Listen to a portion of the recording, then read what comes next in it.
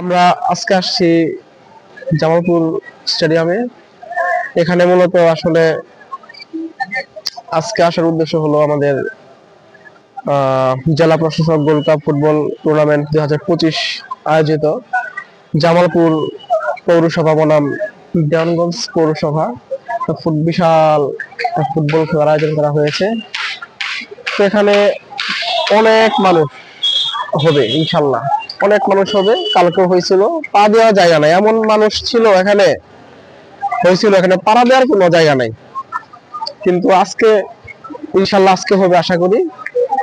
আর যেহেতু বৃষ্টির দিন,